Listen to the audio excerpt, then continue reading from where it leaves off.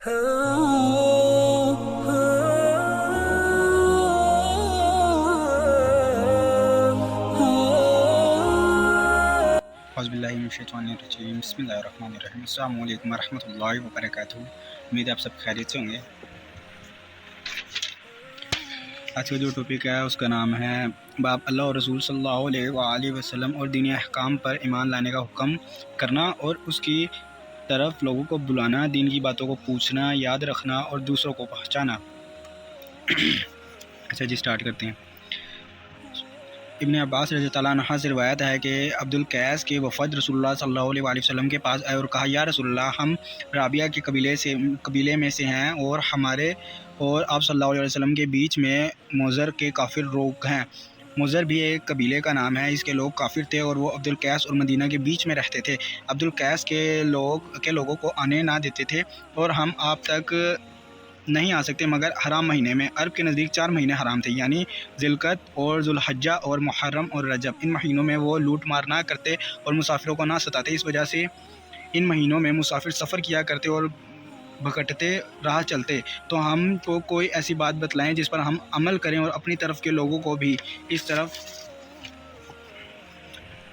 बुलावें। आपने फरमाया, तुमको हुक्म करता हूँ 4 बातों का और मना करता हूँ 4 बातों से। फिर बयान किया, इनको हुक्म करता हूँ कि गवाही दो इस बात की कि कोई माबूद बरहक नहीं सिवा अल्लाह के और हज़रत मोहम्मद सल्लल्लाहु अलैहि वसल्लम उसके भेजे हुए हैं, और नमाज कायम करो और ज़कात अदा करो। और मना करता हूँ दबा से, यानी कद्दू के तुनबे, और हंतम से और नकीर से, यानी चोबी बर्तन से एक लकड़ी को लेकर इसको खोद कर घड़ा सा बना लेते थे, और मकीर से।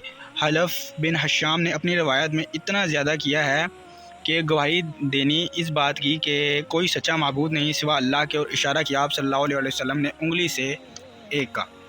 अच्छा जी, ये जो जहाँ यहाँ पर 4 लफ्ज़ आए हैं, दबा, हंतम, नकीर और मकीर, ये चारों जो है ना बेसिकली बर्तन हुआ करते थे 4 अरब के ज़माने में, जो शराब बनाने के काम आते थे।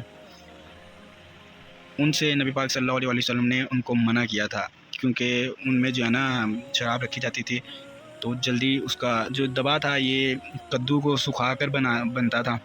और ये जो हंतम और नकीर, ये हंतम जो था ये मट्टी टाइप का एक बर्तन सा था, और जो नकीर था ये जैसे बैरल्स नहीं होते वो उस टाइप का था। और ये मकीर, ये इन चारों की मैं आपको तस्वीर दिखा दूँगा इंशाल्लाह। आगे इसका फ़ायदा है। वफ़द कहते हैं उन लोगों को जो एक जमात या कौम की तरफ से मुंतखब होकर भेजे जावें किसी ज़रूरी काम के वास्ते, बादशाह या वज़ीर या किसी सरदार की तरफ से। और अब्दुल कैस एक शख्स का नाम है जिसकी औलाद को बनी अब्दुल कैस कहते हैं, और ये एक शाख है रबिया की, जो एक बड़ा कबीला था अरब का। बड़ा कबीला था अरब में। ये लोग रसूलुल्लाह सल्लल्लाहु अलैहि वसल्लम के पास आए थे। 14 सवार थे जिनका सरदार शज असरी था, और उन लोगों में थे मज़ीरा बिन मालिक मुहारबी और उबैदा बिन हाम मुहारबी, सहार बिन अब्बास मरी और उमरू बिन महरूम असरी और हारिस बिन शुएब असरी और हारिस बिन चंदाब, और बाकी लोगों का नाम मालूम नहीं हुआ। और इन लोगों के आने का ये सबब था कि मुनकस बिन हयान एक शख्स था जो अक्सर मदीना मुनव्वरा में तिजारत के लिए आया करता। जाहिलियत के ज़माने में एक बार वो चादरें और खजूरें हिजर, एक बस्ती का नाम है, से मदीना मुनव्वरा लेकर आया। उस वक्त रसूलुल्लाह सल्लल्लाहु अलैहि वसल्लम मक्का से मदीना हिजरत कर चुके थे। मुनकज़ राह में बैठा था कि रसूलुल्लाह सल्लल्लाहु अलैहि वसल्लम उधर से गुजरे।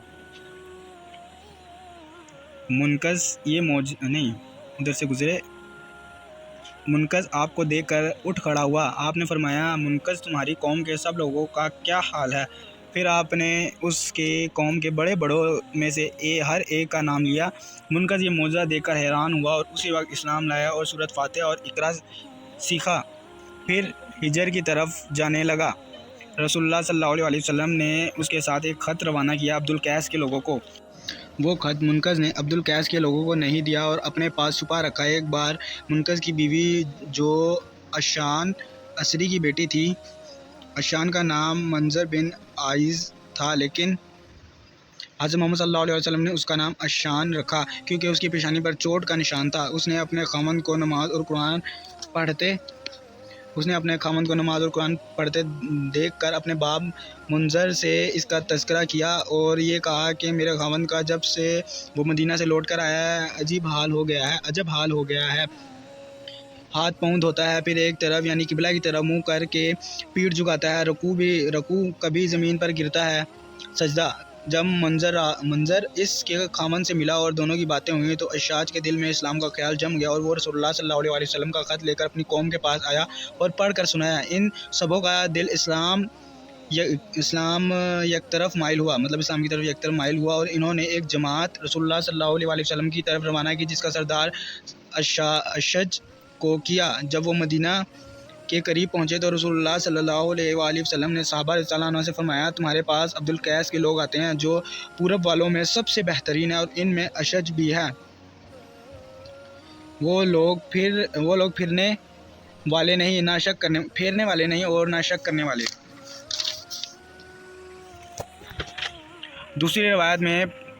دوسری روایت میں 5 باتیں مذکور ہیں۔ 4 تو یہی توحید و رسالت، نماز، زکوٰۃ، مالک نعمت میں سے 5واں حصے کی ادائیگی اور ایک رمضان کے روزے۔ اور بخاری کی روایت میں بھی 5 باتیں ہیں۔ اس مقام پر یہ اشکال ہوتا ہے کہ آپ نے 4 باتیں فرمائیں اور ذکر کیا 5 کو۔ علماء نے اس کا جواب کئی طرح سے دیا ہے۔ سب سے ظاہر وہ ہے جو ابن بطال نے کہا کہ اصل مقصود 4 ہی باتیں تھیں، لیکن یعنی توحید اور نماز اور زکوٰۃ اور روزہ، مگر ایک مالک نعمت کی خمس کی زیادہ بتلائی، اس لیے کہ وہ لوگ کافر مضر کے قریب رہتے تھے اور ان کو جہاد کرنا پڑتا تھا اور غنیمتیں ملتی تھیں۔ اور ابن الصالح نے کہا ترجمہ تاکہ 5 باتیں ہوں بلکہ ارباح پر ہے، تو مطلب یہ ہوا کہ میں تم کو حکم کرتا ہوں 4 باتوں کا اور ایک اور بات کا۔ فرمایا میں تم کو منع کرتا ہوں دبا سے اور حنتم سے۔ حنتم کی تفسیر میں علماء کے کئی اقوال ہیں۔ صحیح ہے کہ حنتم کہتے ہیں سبز لکھائی گھڑوں کو، اور یہ تفسیر خود صحیح مسلم میں کتاب الی شربتہ میں ابو ہریرہ رضی اللہ عنہ سے منقول ہے، اور یہی قول ہے عبداللہ بن مغفل اور اکثر اہل لغت کا۔